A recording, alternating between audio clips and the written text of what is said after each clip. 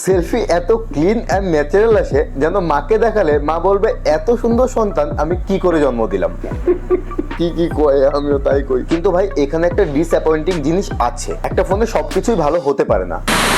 ভাই Galaxy S24 এর দাম এখন এত কমে গেছে, আমি তো নিজেই নিজের ফোনটিকে একবার বেচে ফেলার কথা ভেবেছিলাম। আর এটা তো সবে শুরু, big billion days. Flipkart, Amazon, বিবিডি সেলে আপনারা এর থেকে আরো অনেক কমে এই সেটটিকে দেখতে পাবেন। তাহলে আজকের এই ভিডিওটিতে আমরা দেখবো এই ফোনটা এখন যদি আপনি কেনেন তাহলে ঠকবেন না জ্যাকপট পাবেন। এই ফোনে AI feature, super AMOLED 2x, AI camera, one UI সবকিছু আছে, কিন্তু দাম কম মানে কিনে ফেলবো? আসুন আজকের পুরো গল্পটা জেনে নিই। তো লেটস গো বন্ধুরা। ডিজাইন নিয়ে একটা কথা আছে, স্যামসাং যদি প্রেমিক হতো তাহলে এই ডিজাইন দেখে প্রেমে পড়তেই হতো। গ্যালাক্সি S23 সামনে এবং পেছনে পাচ্ছেন আপনারা কর্নিং গোরিলা গ্লাস ভিক্টাস 5 আর IP68 এর রেটিং আছে, মানে তুমি গোসল করতে করতে ইনস্টাগ্রাম চালালেও ফোন কিচ্ছু বলবে না। আর এই ফোনটা হাতে নিলে একটা ফ্ল্যাগশিপ ভাইব আসে, মানে প্রিমিয়াম লুক। ডিসপ্লের দিকে আপনারা পাচ্ছেন 6.4 ইঞ্চি ডাইনামিক অ্যামোলেড 2x, যেটাতে আপনারা 120 হার্টজ এর রিফ্রেশ রেটও পাবেন। আর যদি ডিসপ্লের দিকে বলো তাহলে আমি ক্লিয়ারলি বলছি S23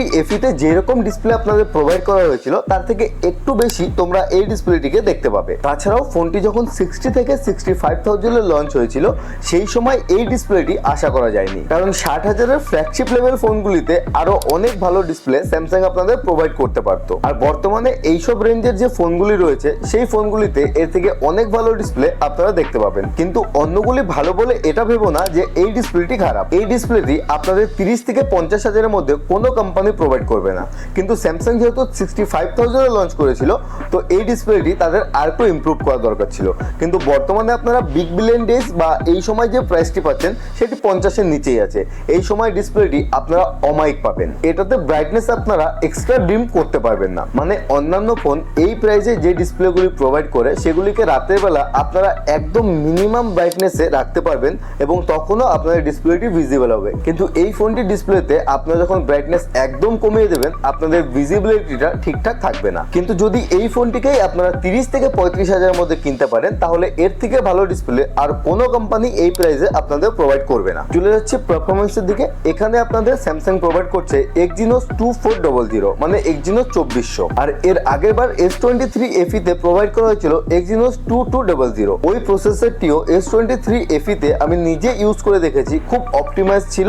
কিন্তু Exynos এর একটাই প্রবলেম, আপনি যদি কোনো টাস্ক এটিতে লং টার্ম করতে থাকেন তাহলে সেই টাস্কটি আপনাদের ল্যাগ দেখা দেবে বা প্রসেসরটি থ্রটল করা শুরু করবে। কিন্তু সেটি যদি আপনারা আধা ঘন্টা থেকে 1 ঘন্টার মধ্যে কমপ্লিট করে ফেলেন বা আধা ঘন্টা থেকে 1 ঘন্টা করে আবার রেস্ট দেন তাহলে এর থেকে ভালো প্রসেসর আপনারা দেখতে পাবেন না। মানে প্রথম স্টার্টিং থেকে 40-45 মিনিট পর্যন্ত প্রসেসরটি হেভি ডিউটি পারফরমেন্স দেবে, কিন্তু তারপর এটি আস্তে আস্তে একটু স্লো হওয়া শুরু করে। আর এই প্রসেসরটির মধ্যেই আপনারা পেয়ে যাচ্ছেন AMD এর জিপিইউ। আর AMD জিপিইউ মানে গ্রাফিক্স কার্ডের দিক থেকে কতটা ভালো সেটা আশা করি আপনাদের বলতে হবে না। আমি নিজে এই ফোনটিতে BGMI রান করে দেখেছি, এটা 90 FPS আনলক আছে, কিন্তু যখন খুব এনামি চলে আসে তখন আপনারা এখানে একটু FPS ড্রপ দেখতে পাবেন, সেটি 60-70 পর্যন্ত চলে আসে। তাহলে আপনারা একদম স্মুথ গেম প্লে 90 FPS এ পেয়ে যাবেন। TDM বা সেই সব শর্ট ম্যাচ যেখানে এনামি বেশি থাকে এইসব জায়গায় যদি খেলেন তাহলে আপনাদের FPS-টা একটু ড্রপ দেখা দেবে। যদি অ্যান্টিতো স্কোর দেখতে চান তাহলে এটি 9 লাখের উপরে আছে। PUBG-তে আলট্রা HDR আর গানশেপ ইম্প্যাক্ট খেললেও তেমন কোনো ফ্রেম ড্রপ আপনারা দেখতে পাবেন না। আর বন্ধুরা এখানেই চলে আসে One UI 6.1, এতটা স্মুথ মানে খেয়ে ভাত ঘুম দেওয়ার মতো। কিন্তু যে সময় বসে আমি ভিডিওটি রেকর্ড করছি এখন A36, S23 FE এইসব সেটেও One UI 7 এর আপডেট চলে এসেছে।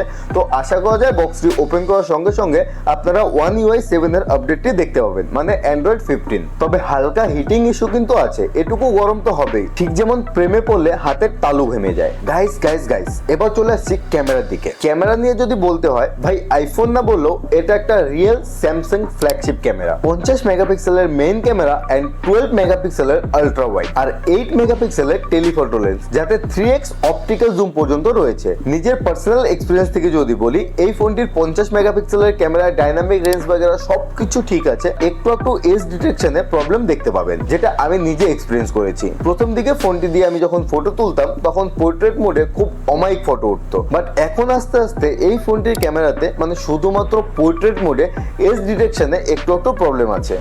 আশা করছি আপডেটের সঙ্গে সঙ্গে এটিও ফিক্স করে দেওয়া হবে। সঙ্গে আপনারা 30x এর জুম পেয়ে যাচ্ছেন, মানে দূর থেকে প্রেমিকাকে স্টপ করলেও সেটি আর ব্লারি হবে না। এতে আছে AI photo remaster, scene optimizer, object ইরেজারের মতো আরো লেটেস্ট এআই ফিচার্স, মানে এক কথায় পুরো ডিএসএলআর এর ছোট ভাই। এছাড়াও সামনে পেয়ে যাবেন 10 মেগাপিক্সেল, কিন্তু এটা যেন বিউটি প্লাস আর স্ন্যাপচ্যাটের মায়ের মতো। সেলফি এত ক্লিন অ্যান্ড ন্যাচারাল আসে যেন মাকে দেখালে মা বলবে এত সুন্দর সন্তান আমি কি করে জন্ম দিলাম। কি কয় আমিও তাই কই। কিন্তু ভাই এখানে একটা ডিসঅ্যাপয়েন্টিং জিনিস আছে, একটা ফোনে সবকিছুই ভালো হতে পারে না। এই জায়গাতে আপনারা পেয়ে যাবেন 4700 mAh এর ব্যাটারি, যেটি যদি হেভি ইউজ করেন 5 ঘন্টাও ঠিকঠাক ব্যাকআপ আপনাকে দেবে না। আমি তো প্রায় 5 থেকে 5.5 ঘন্টার মতো পেয়েছি, কিন্তু স্যামসাং বলে 6 থেকে 7 ঘন্টা স্ক্রিন অন টাইম অনায়াসে পাবেন। বাট আমি যেরকম ইউজ করেছি অল টাইম 5G অন রেখে, ওয়াইফাই ইউজেস আমার খুব কম থাকে, এসব মিলিয়ে 5 থেকে 5.5 ঘন্টা আমি পেয়েছি। আপনারা যদি ওয়াইফাই দিয়ে ইউজ করেন আর টাইম মতো ডেটা অফ করার বাতিক থাকে, তাহলে আপনারা 6 থেকে 7 ঘন্টা অনায়াসে পেয়ে যাবেন। এখানে আপনারা 25 ওয়াটের ফাস্ট চার্জিং পাচ্ছেন। হ্যাঁ, চার্জিং স্পিডটা একটু slow and steady win the battery health race, মানে এরা বলতে যাচ্ছে ব্যাটারি যত স্লো চার্জ হবে তত আপনার ব্যাটারিটি ভালো থাকবে। আর পাচ্ছেন wireless charging, reverse and receiving এর সাপোর্ট, মানে শুধু ওয়্যারলেস চার্জারের উপর ফোনটি রেখে দাও, সঙ্গে সঙ্গে আপনার ফোনটি চার্জ হওয়া শুরু করে দেবে। আর যদি আপনার কাছে অন্য কোনো ওয়্যারলেস চার্জিং সাপোর্টেড ফোন থাকে, তাহলে এই ফোনটির উপরে রেখেও আপনার ফোনের ব্যাটারি থেকে সেই ফোনটিতে আপনারা ব্যাটারি শেয়ার করতে পারবেন। এটা কিন্তু ভাই ফ্ল্যাগশিপ লেভেলের ফিচার। চলে যাচ্ছে সফটওয়্যার এন্ড এআই। ফোনটি One UI 6.1 এর সঙ্গে রিলিজ হয়েছিল, কিন্তু এখন আপনারা ফোনটি বক্স থেকে বের করে One UI 7 এ আপডেট করে নিতে পারবেন, যেটা খুব স্মুথ, ক্লিন, আর ঢুকলেই গ্যালাক্সি এআই এর ঝলক পেয়ে যাবেন। Live translate, circle to search, chat assist, note assist, browsing assist, তাছাড়া আরো অনেক এআই ফিচার্স আপনারা এর মধ্যে পেয়ে যাবেন। স্যামসাং বর্তমানে যেই ফোনটি লঞ্চ করে সবকিছুতে এআই দিয়ে লঞ্চ করে। সঙ্গে আপনারা One UI 7 এ জেমিনি এর সাপোর্ট পেয়ে যাবেন, যেটা ইনবিল্ট। এটাতে সবকিছু আছে, মানে মা যদি বলে পড়াশোনা করেছো। আর স্যামসাং এর সিকিউরিটি আর সফটওয়্যার আপডেট কে না জানে। এখানে তোমরা up to 6 year OS update, মানে অপারেটিং সিস্টেমের আপডেট পেয়ে যাচ্ছ। সঙ্গে আপনারা নক সিকিউরিটি, যেটা শুধু স্যামসাং নিজের ফোনে প্রোভাইড করে, এই নক সিকিউরিটির আপডেটটি তোমরা মিনিমাম আপ টু 6 থেকে 7 বছরের পেয়ে যাবে। এই জায়গাতে স্যামসাং কোনো রকম কম্প্রোমাইজ করে না। আমার দেখা যত ফোন আছে সব থেকে বেশি software and security update Samsung provide করে। মানে 2031 সালেও এই সময় লঞ্চ হওয়া স্যামসাং এর ফোনগুলিতে কিছু নতুন ফিচার্স আপনারা পেয়ে যাবেন। এতদিনে বউ বাচ্চা হয়ে যাবে, কিন্তু ফোন থাকবে S24 FE। বর্তমানে অফিসিয়ালি দাম 50,000, কিন্তু ফ্লিপকার্টে এখন 38 থেকে 46,000 এর মধ্যে আপনারা ফোনটিকে পেয়ে যাবেন। আর বিগ বিলিয়ন ডে সেলে ব্যাংক অফার, এক্সচেঞ্জ অফার, এই সবকিছু মিলিয়ে এই ফোনটি 32 থেকে 33,000 এর মধ্যে চলে আসবে বলছি না, আসতেও তো পারে। S23 FE তো চলে এসেছিল, আর স্যামসাং সবসময় এরকম প্রাইস ড্রপ করেই দেয়। আমি তো 100% শিওর, কিন্তু সত্যি আসবে কিনা সেটা দেখতে হবে। মানে S24 FE নাও, সঙ্গে আইসক্রিম ফ্রি। এটা যদি ভ্যালু না হয় তাহলে কোনটা ভ্যালু হবে? 35,000 থাকলেও সেটা একটা বেস্ট ভ্যালু এই ফোনটির জন্য।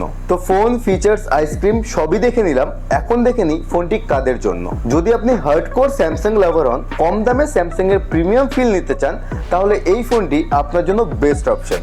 গেমিং এ সিরিয়াস হলে আপনারা অন্য কোনো অপশন দেখতে পারেন, কিন্তু এই ফোনটিতে আপনারা আধা ঘন্টা থেকে 1 ঘন্টা পর্যন্ত গেমিং করলে ফোনটি কোনো রকম হিট হয় না। মানে হিট তো হবেই, নর্মাল টেম্পারেচারে থাকে। আর যদি আপনারা হার্ডকোর গেমার হন, মানে সবসময় গেমিং নিয়েই পড়ে থাকেন, তাহলে আপনারা OnePlus, Motorola বা Realme GT সিরিজ এগুলো দেখতে পারেন। আর এই ফোনটা স্পেশালি তাদের জন্য যারা ক্যামেরা ভালো চান, কিন্তু যাদের 67 ওয়াট 100 ওয়াটের ফাস্ট চার্জিং না পেলে রাতে ঘুম আসে না, তাদের জন্য বস এই ফোনটা না। কারণ 67 ওয়াটের চার্জার তো দূরের কথা, স্যামসাং আপনাদের 25 ওয়াটের অ্যাডাপ্টারটাও ফোনের সঙ্গে দেবে না, সেটি আপনাদের এক্সট্রা পারচেস করতে হবে। বক্সের উপরে ক্লিয়ারলি লেখা আছে travel adapter sold separately. Galaxy S24 FE এখন সেই লেভেলের ফোন যেটা কিডনি না বেচেই ফ্ল্যাগশিপের ফিল দেবে। মাথা ঠান্ডা করে বললে এই দামে এই ক্যামেরা, ডিজাইন বা এআই ফিচার, ভাই এইরকম পারফরমেন্স এখন না কিনলে পরে আফসোস করবেন। কিন্তু আবারও বলছি, বিবিডি সেল মানে বিগ বিলিয়ন ডে সেল আসা পর্যন্ত একটু অপেক্ষা করাই বুদ্ধিমানের কাজ। আশা করি ভিডিওটি ভালো লেগেছে। দেখা হচ্ছে পরের ভিডিওতে, ততক্ষণ আপনারা এর মধ্যে থেকে যে কোনো একটি ভিডিও দেখে নিন।